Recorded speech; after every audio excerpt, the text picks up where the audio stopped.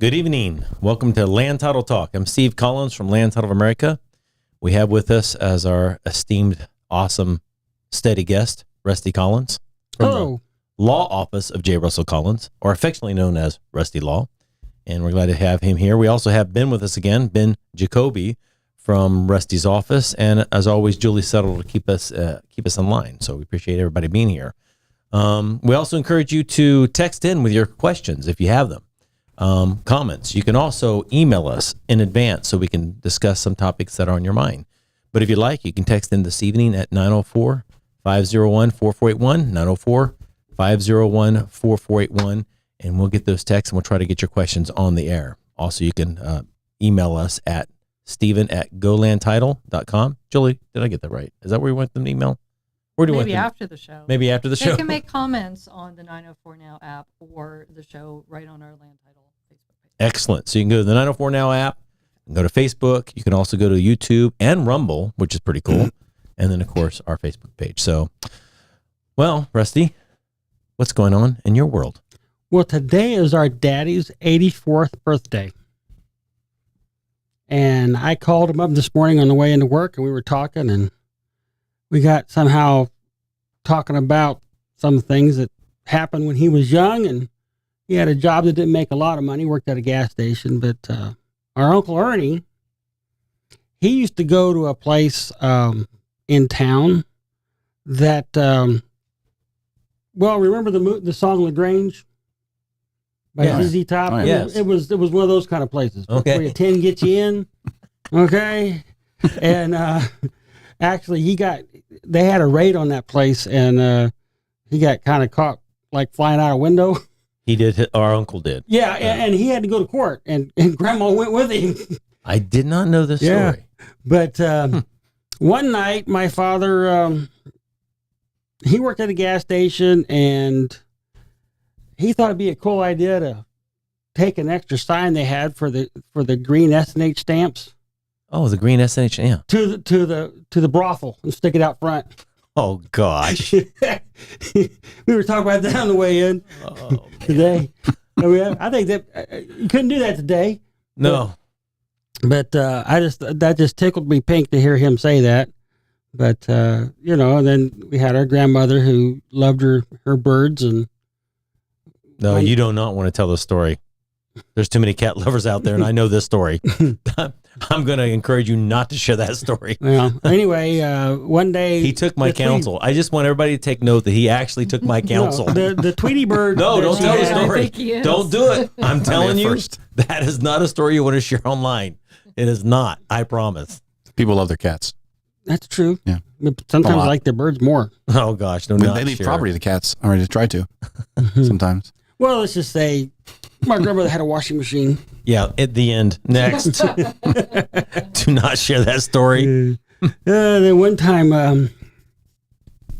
my Uncle Ernie, if something bad happened, it was usually Ernie. But Ernie borrowed my dad's sled.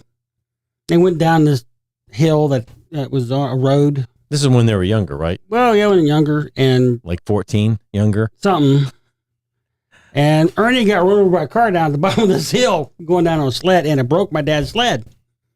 So my dad went to my grandmother's house. And, carrying the sled, broken sled. Well, yeah, but left that outside. But he went in. Our grandmother was a hairdresser, and she did that for like 50 years. But anyway, he came in and kind of, Mom, can I have a new sled for my birthday? And she said, why? You just got a sled for Christmas. He said, yeah, but Ernie just ran down the hill, got run over, and broke it. So it's just how they survived their childhood. It's such a different time now. Anyway, that's my stories for today. Ernie's okay?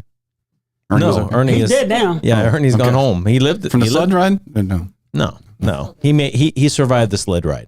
And he survived a lot of stuff. Yeah, and that might be why he lived such an interesting life. It started with the sled ride and went all downhill from there. Every pun intended. So. Yeah.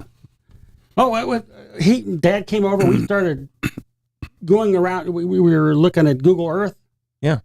So I went to our first house that they owned. Our parents owned 1329 Colwick. Yeah, in Ohio. By the church, the church that was there. We talked about that and how we could never grow grass there under that tree. But there's plenty of grass there now. Oh, really? Yeah. That's the one we had all the rocks under it, Yeah, right? we always had the rocks. I do remember that. That's the place where I pushed you against the wall and you broke the wall. Yep, went in the wall. Yeah. For some reason, I remember that. I also remember the squirrels there. I don't remember the squirrels. There's a squirrel issue there, too. I can't remember how old I was, but yeah. And then the house is still there, the same house we had. And then even the garage was there. I actually helped put a roof on that garage when I was probably like 7, 8, climbing up on a roof. But it was a different time.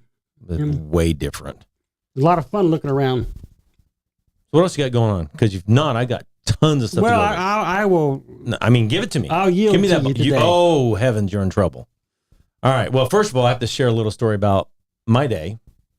So I'm heading in. I go to the gym early to try to, take care of myself, and I got back from the gym, got ready, heading into the office, and as I'm pulling into South Park, where the Ameris Bank building is, a 4-story building there, there's this guy that's there on the driveway, pulling out. I guess you can call it a driveway, the entrance to the the dead man's curve. Okay, right there, right before dead man. You pull where you pull out there, and he's yelling at this gentleman who's pushing a cart. Now I'm pretty sure the guy pushing the cart's a homeless guy. It might be the same guy that's in the middle all the time in the meeting. It might be, but he's cursing him up and down, and I'm like, I'll let people curse at each other. But as I was pulling into the drive, and as I was about to make the turn to go to our office, because our office faces the east side of the building, I saw the man get out of his car and start walking over to the old man in a very threatening way. And I could see the guy shaking from where I was. And I'm like, I'm not going to sit there and let this happen. So I backed up. And when I backed up, I rolled down my window, and the guy was cursing, and he was telling me a little bit about why he was cursing the guy out. And I'm like, hey, let's all get back to our vehicles. And so we can, no need to let this escalate. And he just wanted to convince me as to why he deserved to chew out this guy. Now, this guy probably was a 35-year-old, 45-year-old man. The old guy was probably 75. Okay. And or look, maybe he was younger than that, just maybe had some wear and tear on him. But he was getting more animated, and I got to the point where I'm like, this is going to turn into something bad. So I dialed 911, and I said, hey, we've got a situation out here at, our office. And then the guy looked at me, and the 45-year-old, and he's like, you calling 911? You haven't called 911. And of course, I have my name tag there. So he looks at me and says, Stephen from Land Title. And I'm like, yeah. So I said, just go ahead and stick around. The cops will be here. And he gets in his car and he goes to Walgreens.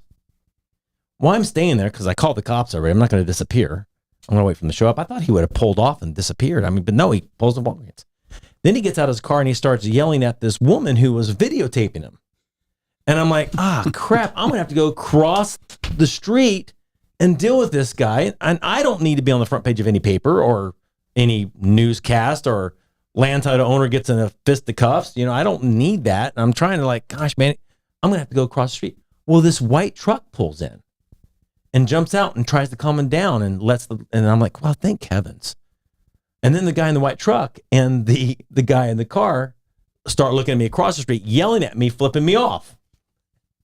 And yelling across the street, you blankety blanket, Stephen Land Title. I'm like, oh man, well, okay, whatever. So the cops finally show up. I'm like, yeah, let me tell you what happened. And I guess they took his name and stuff, and he left. And I said, that's great. And while he was pulling out, of course, he kept, flipping me off on the way out. I'm like, oh, whatever. So about, I don't know what time this afternoon. You remember what time it was? 2:30 or something? 2:30 or something. I'm in my office. And this guy comes blaring out. I don't recognize the guy. And he starts accusing me of calling him swear words, his employee swear words. It's called, I just don't use that language. So I'm like, you can try that, but that ain't going to work here. And it was funny because he came in, and what I did is I got up from my desk and I went up and I shook his hand, and hindsight's like, I don't think you should shake a hand of a guy who's belligerent like that. Well, then you got one hand. you don't want to get that close. But I shook his hand. And I said, yeah, you need to take it on out. And he kept mouthing off. And I think he came to the realization that he wasn't just in an office with me and a bunch of women. Rob stood up. Gideon stood up. I had a guy, my friend, in the closing room. He stood up, or he was looking in. And then Wade comes coming down. And he Wade to lose it. No, well, at that moment, I think he realized at that moment, he says, maybe I didn't think this thing through. But we were all calm. He was just yelling on top of his lungs. And I don't know. I don't know if he was making threats or not. But Wade just, told him kindly, I says, I can promise you he wouldn't use that N word that you're accusing him of using. Let's go outside and let's talk. And the guy's still fussing and yelling, and Wade just puts his arm around him, and I'm like, okay, you going out? I says, Wade, do I need to call anybody? He says, no, I don't call anybody. I said, all right, I'm cool with that. So he gets outside, and I can see them bantering back and forth, and I'm at the point where this guy's holding his hands up, and he's looking more animated. I know Wade could literally beat the crap out of this guy, and I don't need him I don't need that to happen either.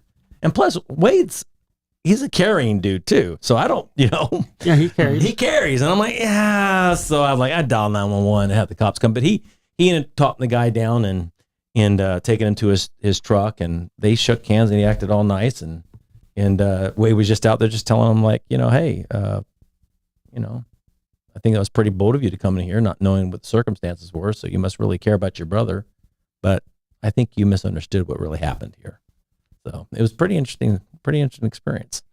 But, at least it was de-escalated. It was de-escalated, but those kind of things, the one thing I've learned as a 56-year-old man, that you have nothing to prove by arguing back.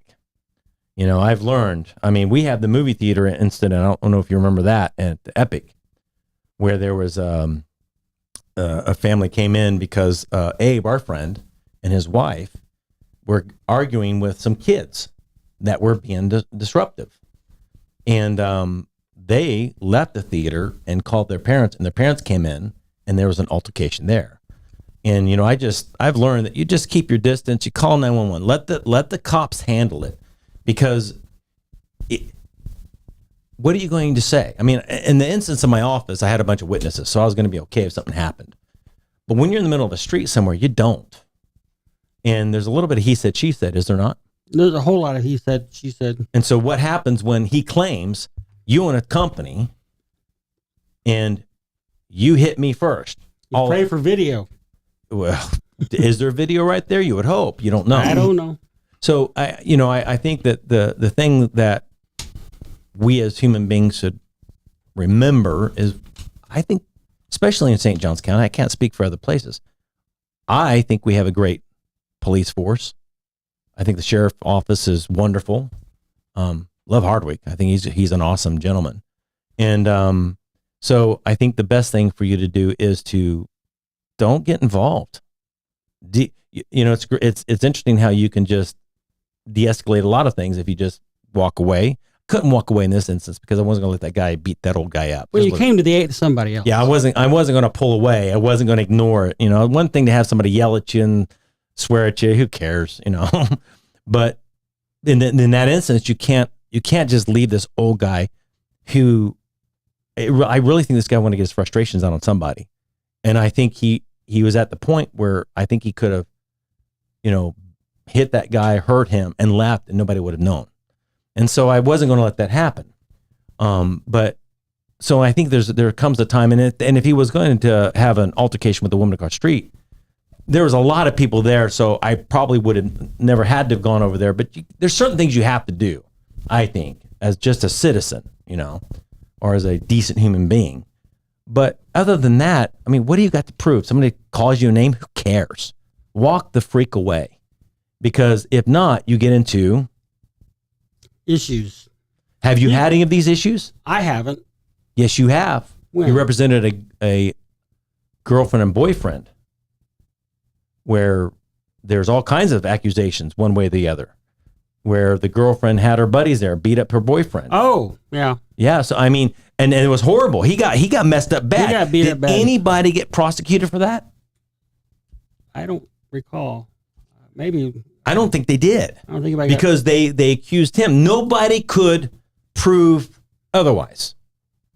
Well, that's the problem, and it's always been the problem, and it's whoever calls the law enforcement first, or whoever the cops believe the most at the time in the heat of the struggle. Right. And but we all carry stinking cell recorders. phones. Yeah. Okay. There should be no question as to anything that happens. Right. People should be taking out phones. I just think, though, be I don't smart. mean to be obnoxious with the phone. No, but That's just be crazy. smart. Walk away. Well, that's the easiest thing Yeah. to do. Walk away. Don't worry, someone's videotaping it probably. If Well, it's actually, anywhere. I found out the lady across the street was videotaped, but I Right. didn't recognize she had been doing that. And I think that's why he pulled across the street, was to confront her. I don't understand why he'd have any reason to confront her. you She has the absolute right to record. yeah, but this is a hothead who doesn't know any better, and who knows what he was under. I mean, he may have been under the influence of something. We don't know. You just don't know. He'd just been having a really bad day. That happens. But his really bad day doesn't have to be your really bad day too. Oh. And sometimes you just have to learn to de-escalate. All I know is you came to the aid of somebody who probably needed some help at that moment, and that's all that matters to me. I didn't know what happened. I went to the bank today to swap out a check for a cashier's check, and they said, "You know what happened over there?" I said, "Heck, I don't know anything. I'm in my room. I don't have a window." I don't know, but you're right about the sheriff's office, though. They show up in force. They do, which is wonderful. I They always love come our in- sheriff's office. There came two, and there came two more, and then there came more. Yeah. And I was very surprised. I mean, they were on it. Assumption is that one man was in the midst of crossing the street as he always does, and like Mhm. you call it dead man's curve. The visibility is very bad, and people love to take that corner fast. I bet he almost hit him, and he took it out on him rather than self-reflecting. Yeah, that's probably what happened. But I didn't see anything, so I'm just guessing. But again, I guess the point I'm trying to make is that I think that there's wisdom in just, walk away when you can. In this case, I couldn't, but walk away when you can, and don't engage. I don't think it's going to help you out, because you as an attorney have experience in this, and you see what happens. Well, I've when seen it's in that, such but- yeah. But sometimes a soft answer turneth away wrath. True. Sometimes, not Sometimes, always. yeah. Okay, but you don't know unless you try. Yeah. And I was going to the movies up in Jacksonville once, and I made a mistake driving. Okay, and I pulled out in front of somebody, and they had to slam on their brakes, and they came around to come yell at me, and I said, "I am so glad you were paying attention. I feel so stupid with what I did. I'm just glad you were paying attention. It diffused them." Yeah. Okay. Because the bottom line is we all need to pay attention. I made a mistake. It happens. Right. But you can diffuse things too, depending on how you do it, That's true. And not always, but you don't know until you try. That's true. I saw two people. I was right at the tire store. Raised tires.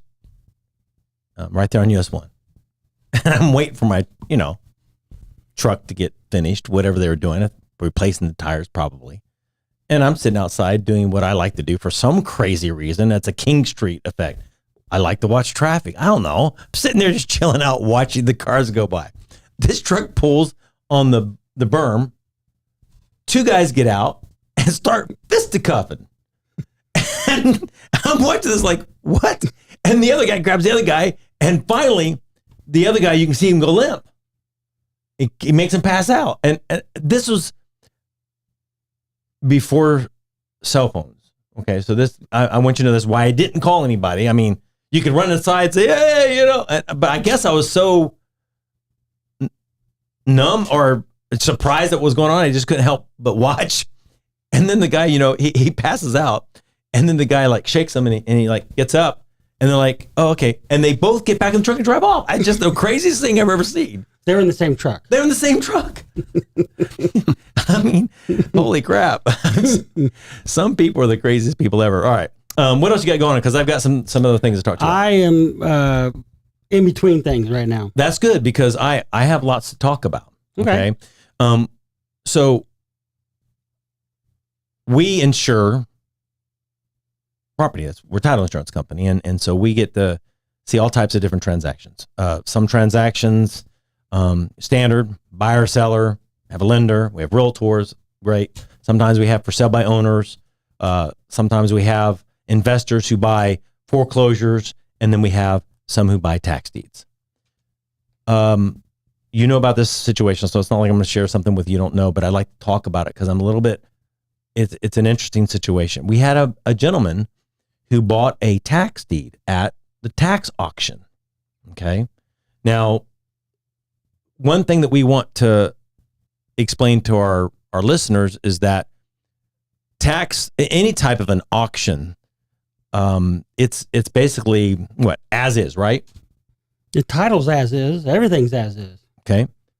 Mortgage foreclosures as is. Not only as is, but they're not guaranteeing anything on the title. No, you have to make that determination for yourself. Now, if you have subordinate liens that get wiped out, great, but there could be a superior But you need lien. a title company or a lawyer to look that over. You shouldn't be assessing somebody. that by yourself You need somebody. because there's great risk in buying distressed properties Well, or buying properties that know- are being marketed. We have seen where a big bank has a first and a second mortgage.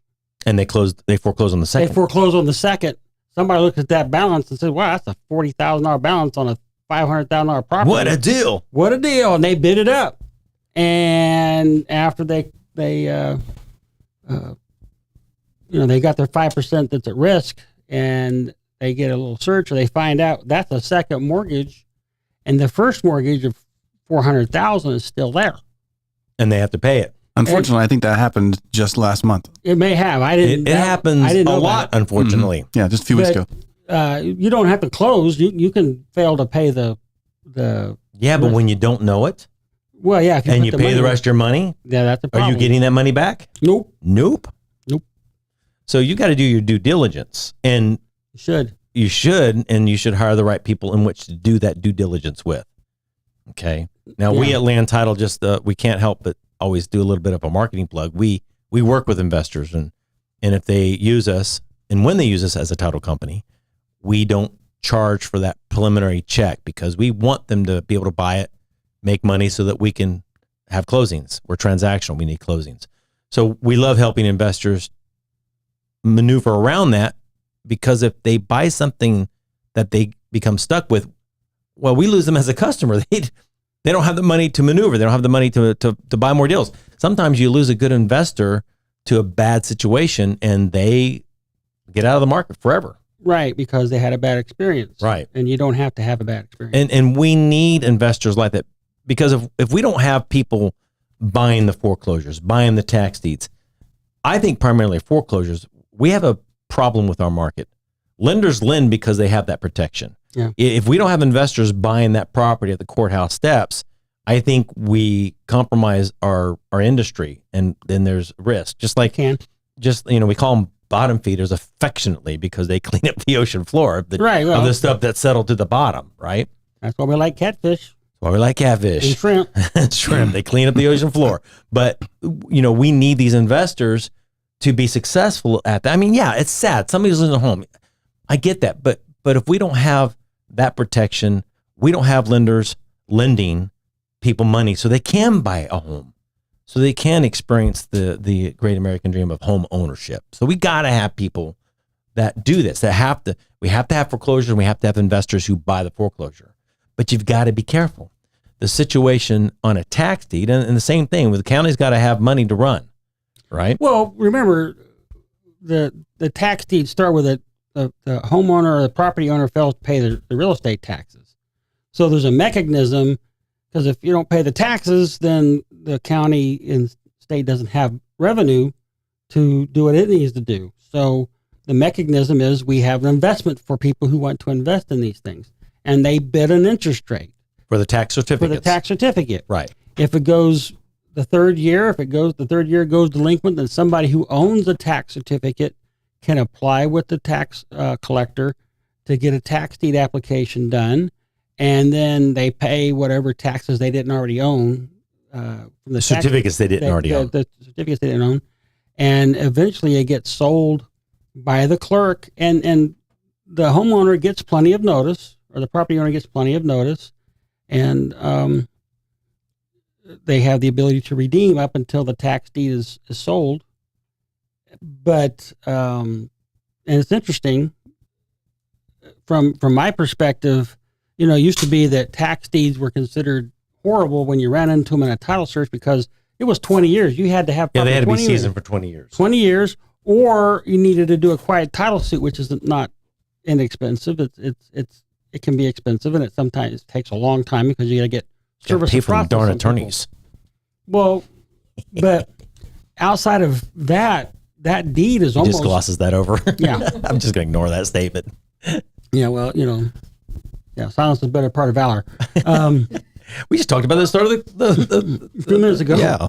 But the point is, a tax deed is sort of like a deed from the king. It's kind of the best kind of deed you can get, except for due process, which is very important in our form of government. That pesky little thing called the Constitution.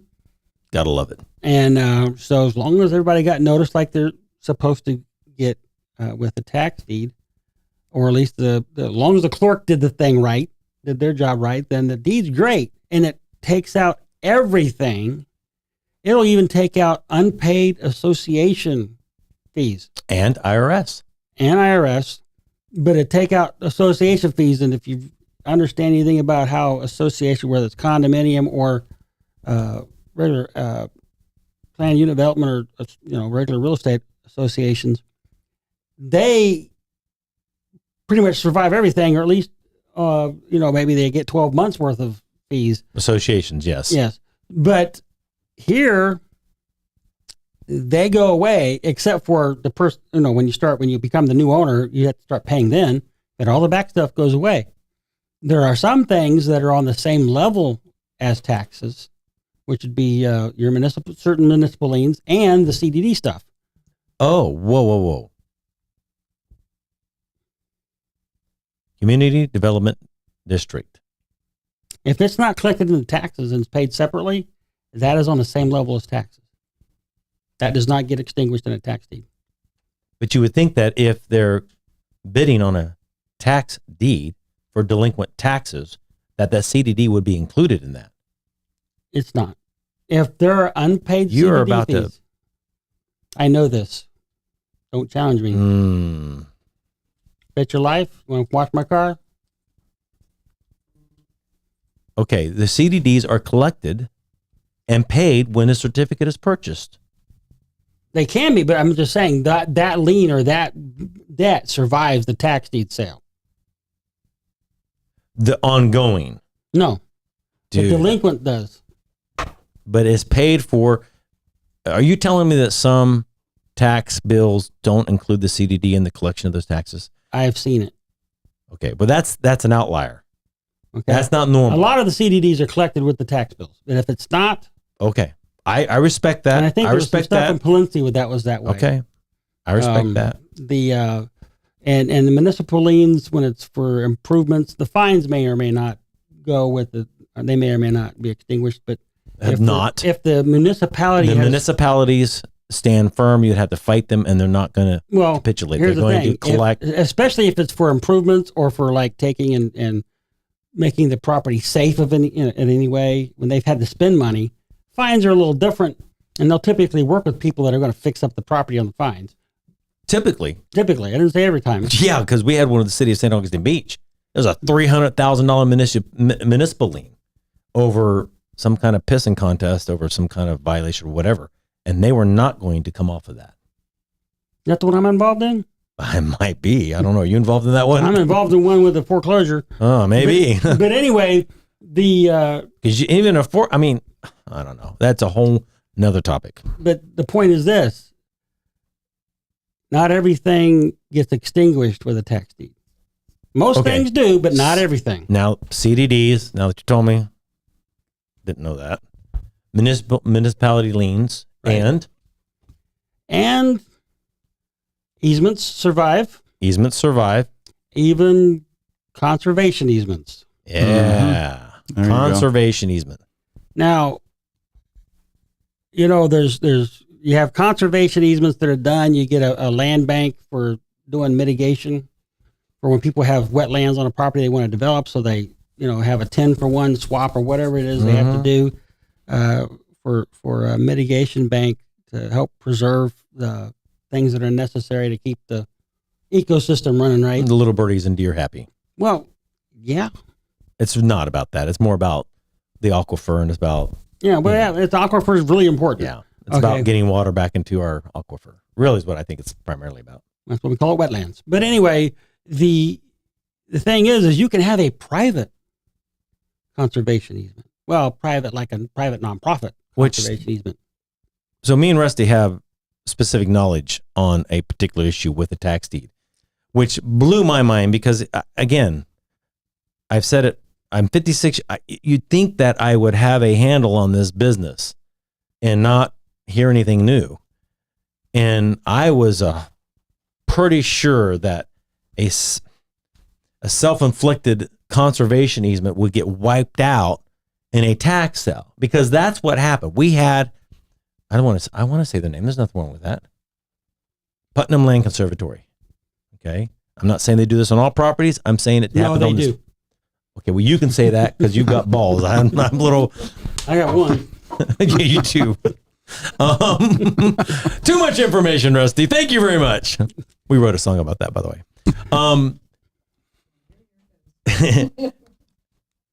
They buy property, either it be a tax deed, doesn't matter. They buy property. And then what they do is they put a stinking conservation easement on it. And then they don't pay the tax. And then they don't pay the taxes. They pay the first year, but that's it. Do they pay the first year? Yeah. I don't know about that. But they don't pay the taxes. And then some unsuspecting investor gets buys the tax deed. Killer deal. Right. And they come to us, and it's very frustrating when I have a client come to me that spent thousands and thousands of dollars on these lots. From Flagler State lots. They got 4 lots. And they're not like yucky lots either. They're beautiful lots. And they wanted me to come do a quiet title suit. I wanted you to do a quiet title action. I wanted you to make this freaking easement go away because they owned it. They gave the easement to themselves.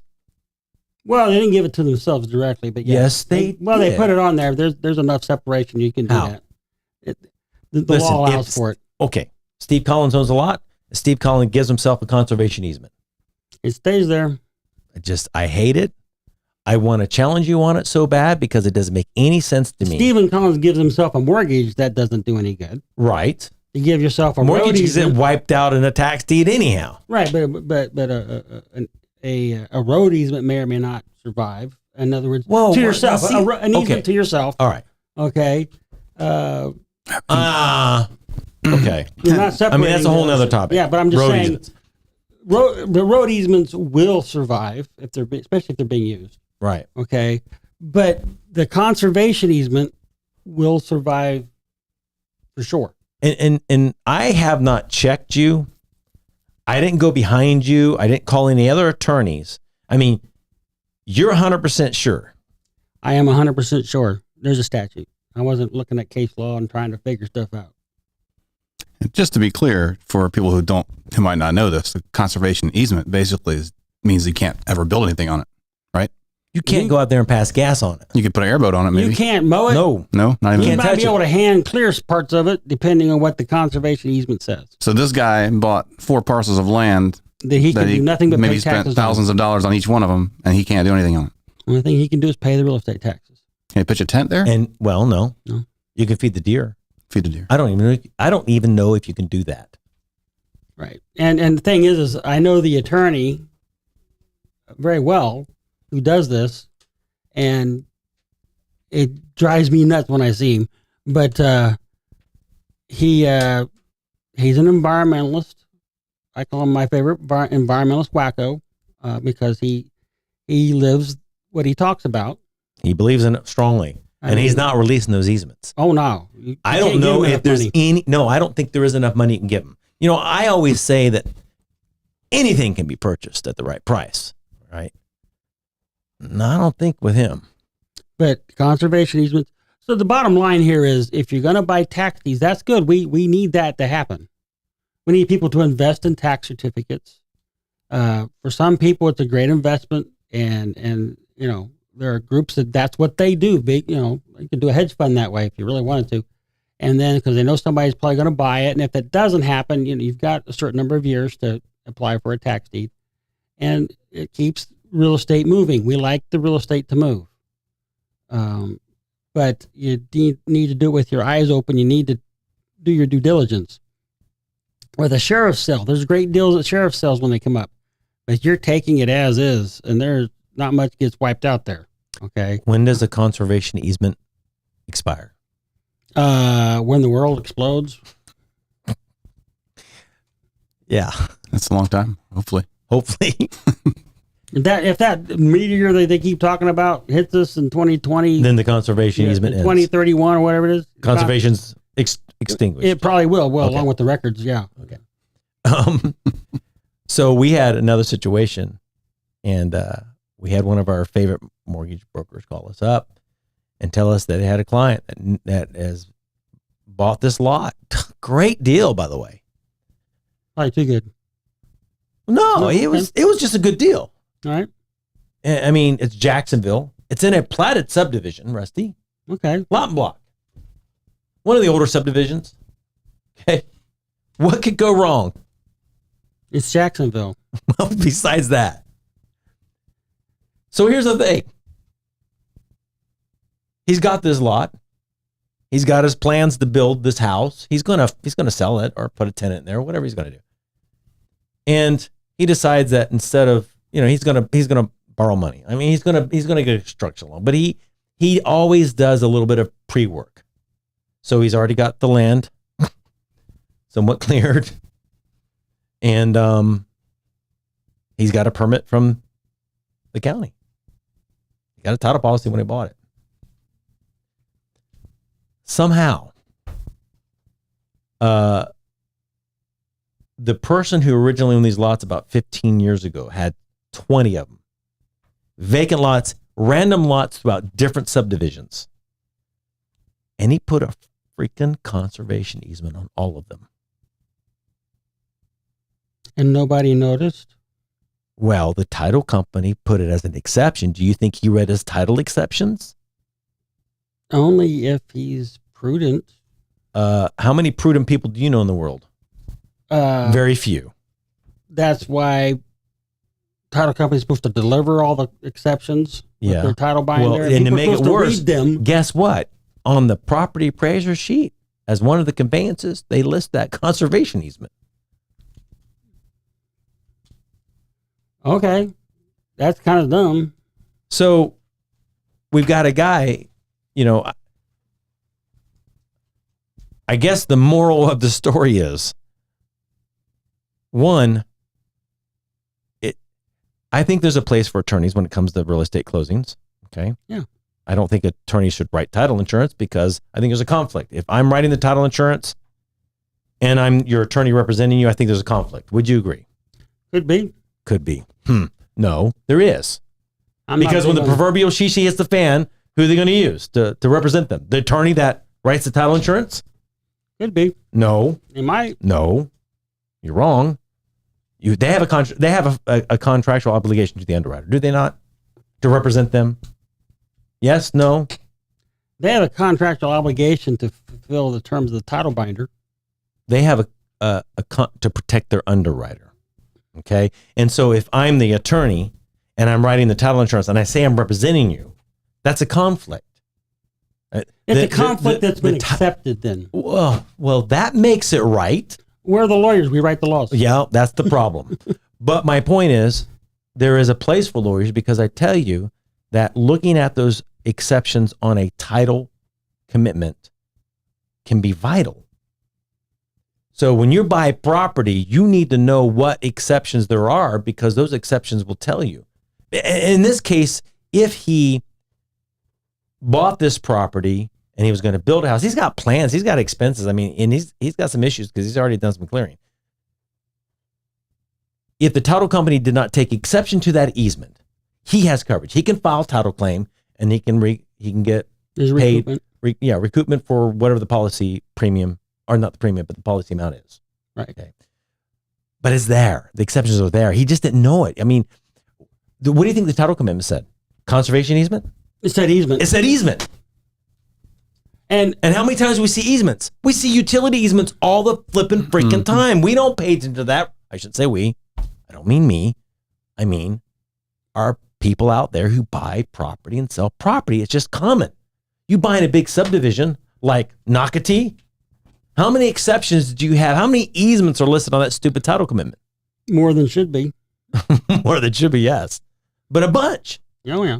I remember doing a case back in the early 2000s for title insurance, and the underwriter, or no, not the underwriter, the attorney for the buyer wanted a copy of all the exceptions.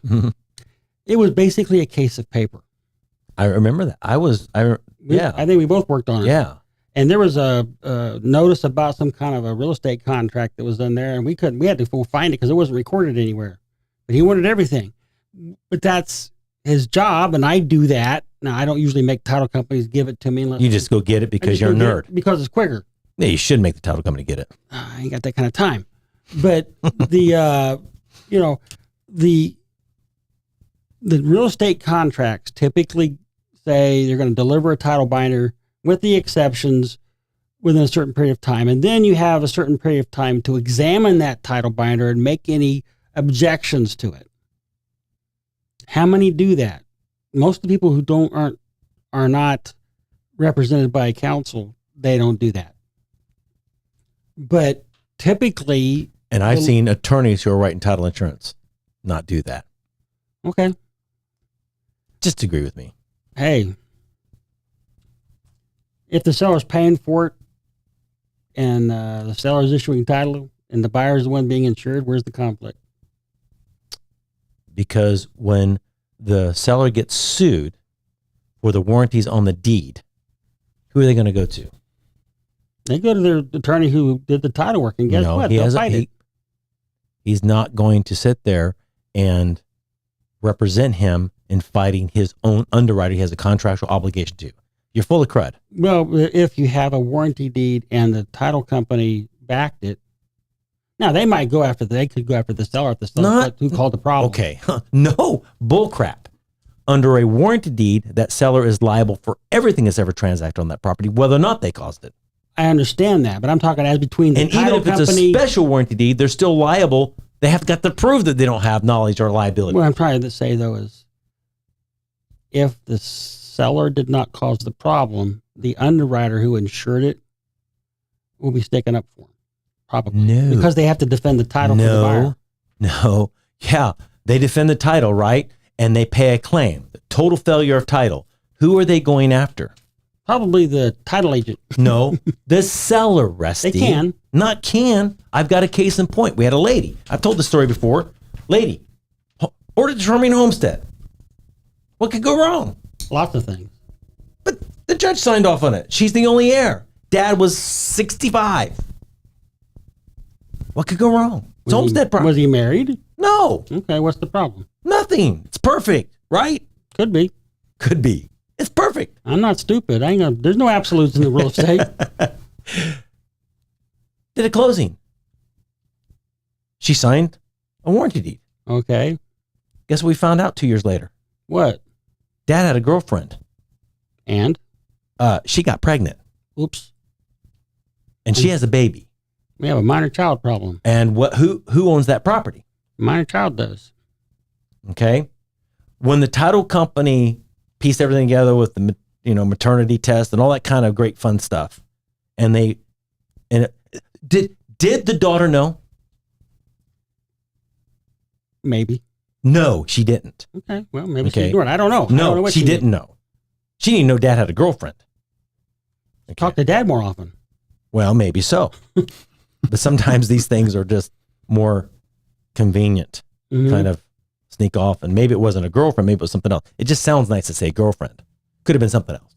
He had a friend. Friend with privileges. Nonetheless, what did the title company do? They paid the claim because the girlfriend's, the mother of the child wanted what? Money. And what did the underwriter do? They wrote a check. And then what did they do? They went after to recoup that money. From who? Anybody they can get it from. Starting with the her, seller. Yeah, with the her. seller, who had no knowledge, nothing. She should have got a title policy when she inherited the property. Could have. Okay, but if she had an attorney representing her in that transaction, Rusty, okay, and that attorney looked at everything and says, you're good. I'm representing you, and I'm writing the title insurance because that's just what's going to save money. Okay? What happens when she gets sued by that attorney's underwriter? What is that attorney going to do? Oh, there is a conflict. There is a big conflict. If he wrote the title insurance, Yes. he can't defend against that. That would be a conflict. What would be better if she had a separate attorney?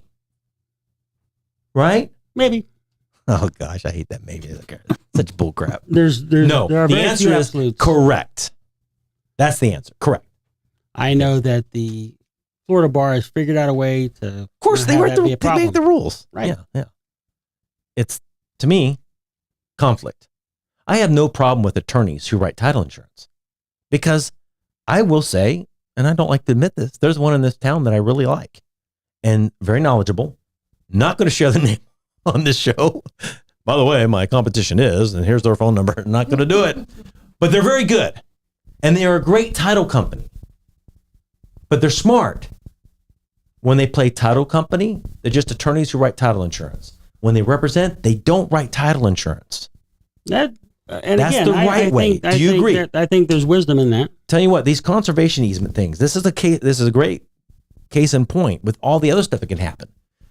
You as an attorney, I think it's a really intelligent thing that when you're buying real estate, it's good to have a transactional. You're a transactional attorney. You tend to charge transactions where you a flat fee for reviewing things, and I think there's something to be said about that. That when you're buying real estate, yeah, we don't want to spend money. I get it. We want to save money. Well, then have them order your car without seatbelts in it to save you money. You know what I'm saying? It's just stuff like that. The little bit of money you can save is going to actually, I think, benefit you greatly. And I've seen you because you drive me freaking crazy when you represent people. Okay, you do. You know, he calls me all kinds of names, calls me a stupid title. You know, he does all this stuff because he points out stuff. That he's like, why is this here?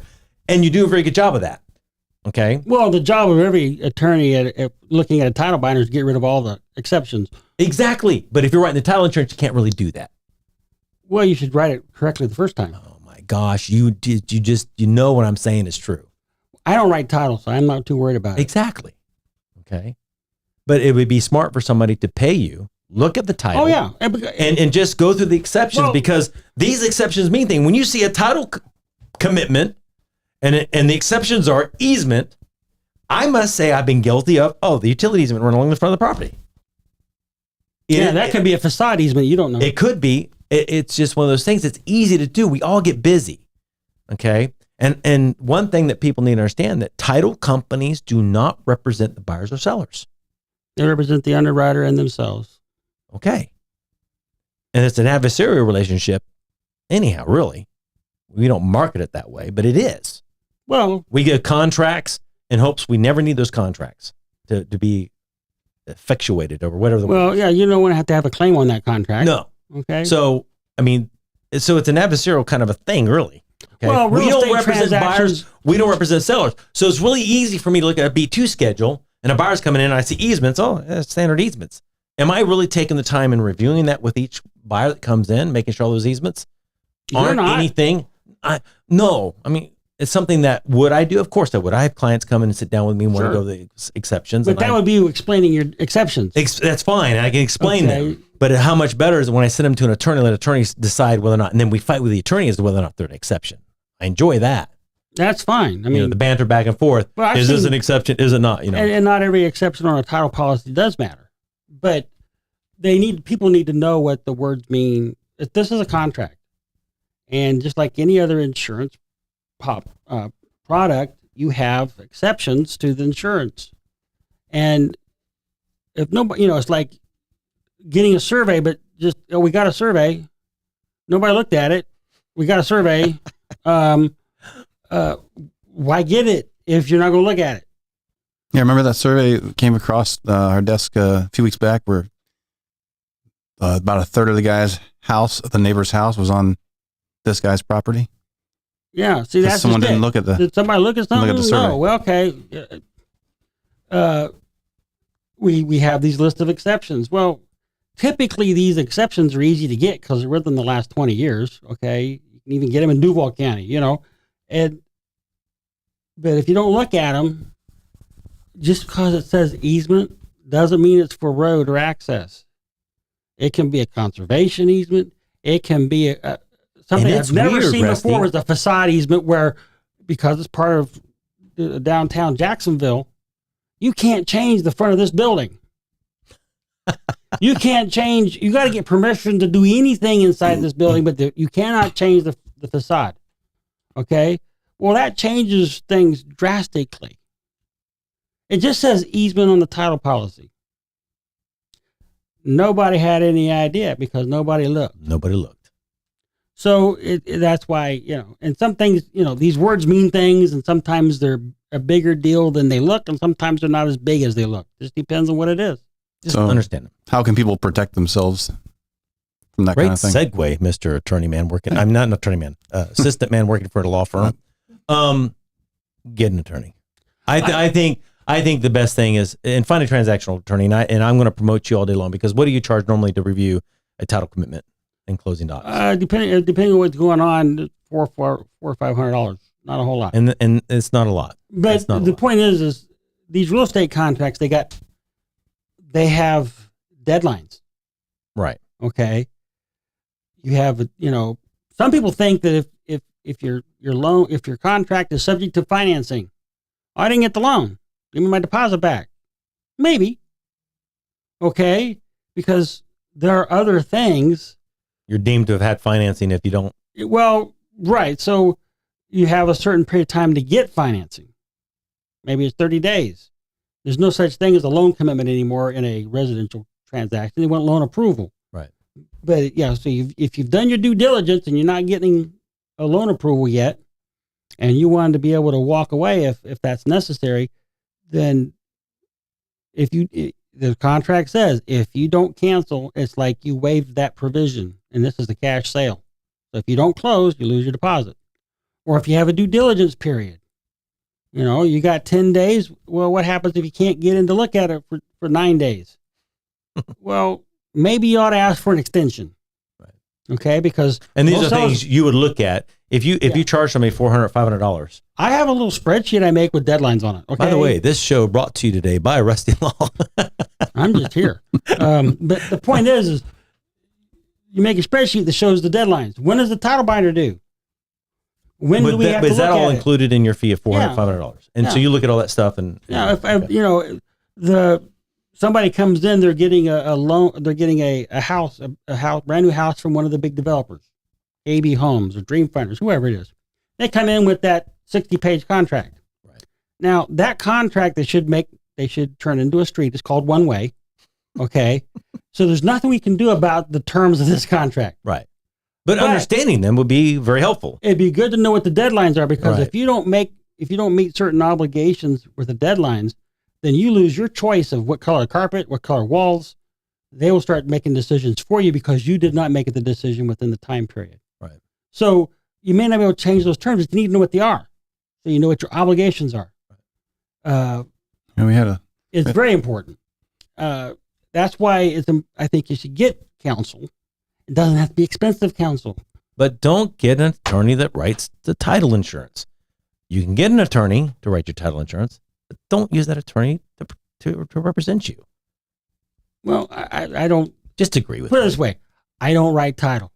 Just agree with me. Who are you going to piss off? Family. Who are you going to piss off? I have no idea. All right, then just agree with me. Well, you know what I'm saying is right. I think it's better practice. He used to be a title guy that became a lawyer, and as soon as he became a lawyer, he became more difficult. He metamorphosized into this creature I don't even recognize. There are very few absolutes. I get that, Rusty, but this is an absolute. There's black is black, white is white. There's no way to read into this any differently than don't get your attorney to represent you when they're writing the title insurance. That's a simple thing that you can actually commit to. I'm not going to do it. You're not going to do it personally, or you're not going to commit to the fact that that's the truth. I'm not going to write title. I know you're not. I mean, Yeah.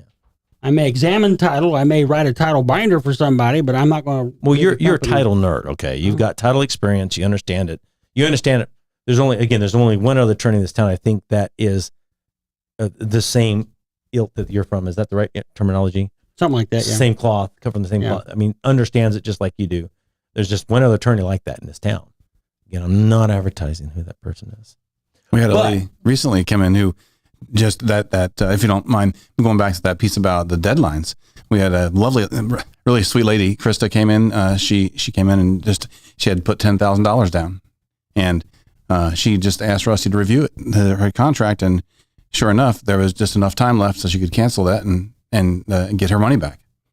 But she hadn't taken a lot of money. If she hadn't spent a couple $100 to have him review it, she may not have known to go ahead and pull that. Right. So it's easy to get a hold of. I mean, people need to call you, right, Ben, if they need representation. 904-829-6600. 904-829-6600. 904-829-6600. I'm Steve Collins from Land Title. We'd love to be your title company. So when you have that attorney you like that you want to, represent you, if it's not Rusty, which I encourage Rusty, but if not, we want to be your title company. 904-797-9600. 904-797-9600. We love doing this, but I just think it's important that people understand the importance of those exceptions. It hurts me to see people suffer. I really be prevented when it could have been prevented. I mean, this guy building these homes, he's not big corporate America. He's a guy who every dollar spent matters to him. And now he's got this property that he has no recourse on because the title company took exception to the easement. And he's got work. And I don't know what kind of liability he has because the people who hold the easement, what could they do to him? They can force him to fix it. Well, how do you fix it when you've already cut down trees, Rusty? You replant trees. You replant trees. What kind of trees? Expensive trees. Okay, exactly. I mean, it's a nightmare. I mean, you think about this too. You don't have to be evil to do wrong. No. Okay, you can screw up and do wrong. You can have a great attitude, love the environment, and still screw up on a conservation easement. Yes. Okay, so nobody's accusing anybody of doing something on purpose that they knew was wrong. And the permitting departments they're not checking that. And I mean, we've had issues where there's, jurisdictional wetlands.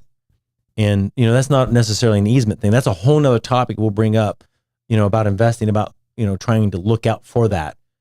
A whole nother topic. But there's been actual easements with DEP or the St. Johns River Water Managed District. And people didn't pay attention. It was on their title exception on their document. It could be just a little small one.